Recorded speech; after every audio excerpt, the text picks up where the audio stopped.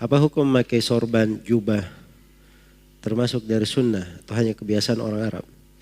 Nah itu kembali kepada yang biasa saja di sebuah masyarakat. Tidak dikatakan disunahkan pakai jubah, disunahkan pakai sorban, tidak. Tapi dia memakai pakaian yang biasa dipakai. Ya di Indonesia ini alhamdulillah orang terbiasa. Dia pakai jubah, pakai pakai baju koko, pakai sarung, itu biasa, nggak ada masalah. Iya. Tapi pakai sorban itu tidak umum. Walaupun sudah mulai dikenal, tapi tidak umum. Tapi kalau pakai jubah itu biasa orang pakai jubah di mana-mana. Iya. Nah, itu tidak dikatakan sebagai libasus syuhra misalnya. Tidak. Tapi itu adalah hal yang boleh.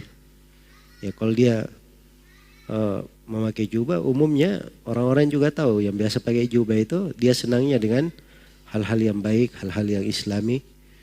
Iya. Tapi kalau dia masuk di dalam sebuah masyarakat, di sebuah tempat, dan bajunya misalnya pakai jubah, masih agak asing di tempat itu khusus, maka dia pakai baju yang biasa dipakai di situ, di masyarakat tersebut. Karena syarat berpakaian itu hanya disyaratkan pertama menutup aurat, yang kedua dia tebal supaya tidak menampakkan aurat. Sebab kalau tipis, transparan, itu menampakkan aurat. Kemudian yang ketiga, pakaiannya itu longgar, bukan ketat membentuk aurat. Kemudian yang keempat, kalau laki-laki tidak menyerupai pakaian perempuan, perempuan tidak menyerupai pakaian laki-laki. Kemudian yang kelima, tidak boleh tasyabuh dengan pakaian orang kafir. Kemudian yang keenam, tidak boleh dari hal yang diharamkan. Misalnya dari sutra atau dari najis. Iya. Atau dari baju yang bisa menyakiti kulitnya atau bisa mengganggu orang lain. Ya, dia pakai baju, dia kasih kaca di bajunya. Atau dia kasih duri misalnya. Nah, itu tidak boleh. Atau yang kemudian yang ketujuh, tidak boleh memakai pakaian syuhrah. Pakaian, tidak ada orang yang pakai, cuma dia pakai untuk tenar, untuk tampil beda dengan yang lain. Iya. Tampil beda dari yang lainnya. Jelas ya? Itu libasus syuhrah. Itu syarat berpakaian.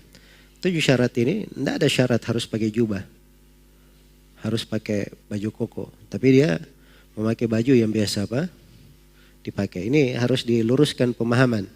Ini juga sebagian yang belajar ini nggak tahu dari mana dapat pemahaman.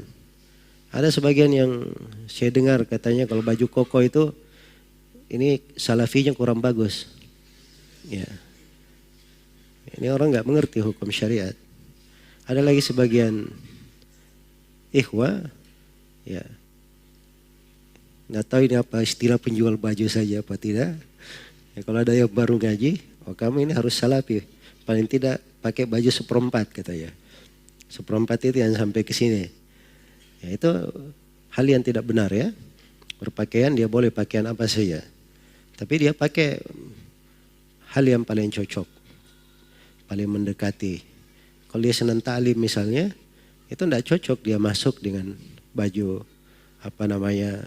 misalnya pakai celana yang biasa dipakai umum walaupun tidak keliru.